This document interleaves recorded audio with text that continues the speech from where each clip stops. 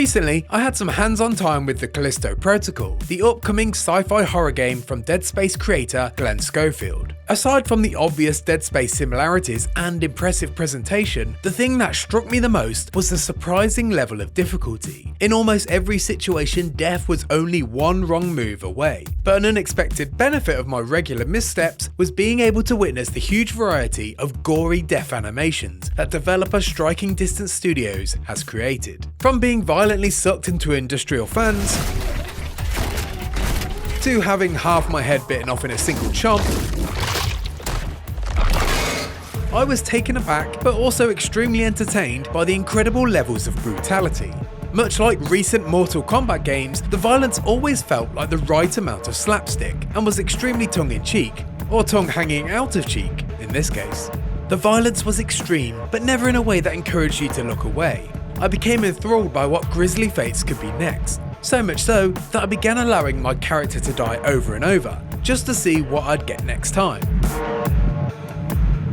After my play session, I sat down with director Glenn Schofield and, perhaps to his surprise, had only one thing on my mind. I wanted to find out about the process of creating those horrifying scenes.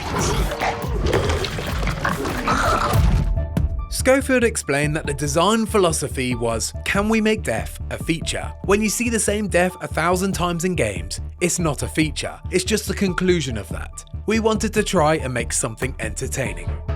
Glenn's take on death in video games spoke to me. I often found myself tired of witnessing the same animations in game, particularly when a section can be pretty challenging. Sometimes it can even have a negative effect on the scene, which at first might feel spectacular but quickly spirals into repetition and pulls you out of the moment. Take for example the notoriously poorly designed sliding sections in 2019's Star Wars Jedi Fallen Order. What begins as an exciting set piece quickly spirals into repetition when you unceremoniously fall to your death in the exact same way for the 7th time.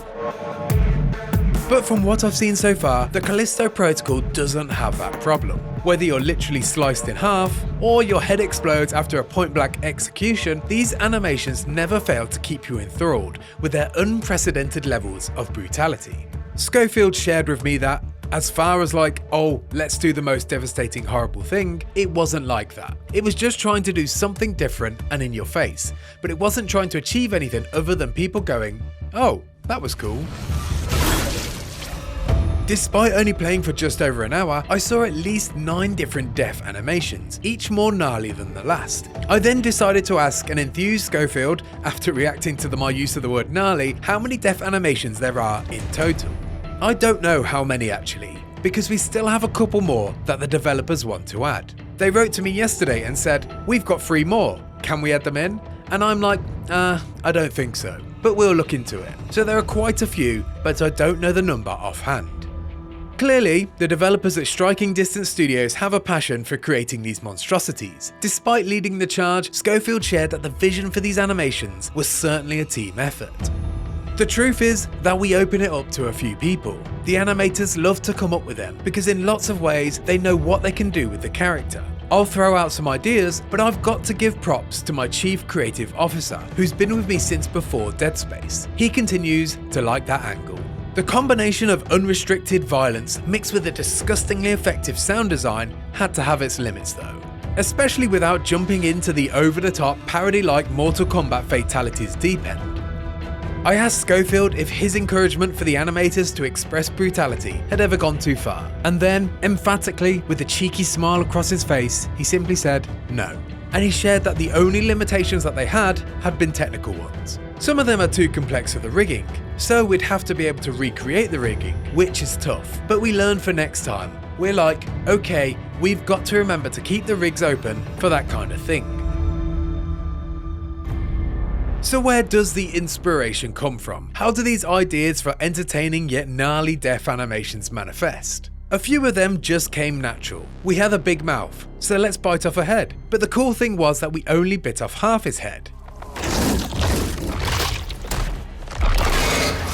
Schofield then went on to share how movies, not games, have become more of an inspiration recently. There's been a lot of influence and changes in movies over the last few years, where they've got more brutal and more in your face, more personal. I just said I wanted to make a game like where the movies are going.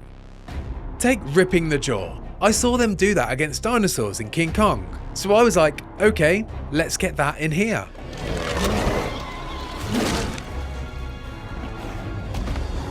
Apart from the gaming savants out there, it's likely you're going to die a reasonable amount of times in the Callisto Protocol. But Glenn Schofield and the creative team at Striking Distance Studios are hopeful that every disgusting end you meet will have just as much impact as the last. And if what I've seen so far is an indicator of the gore to come, then it's a very good sign.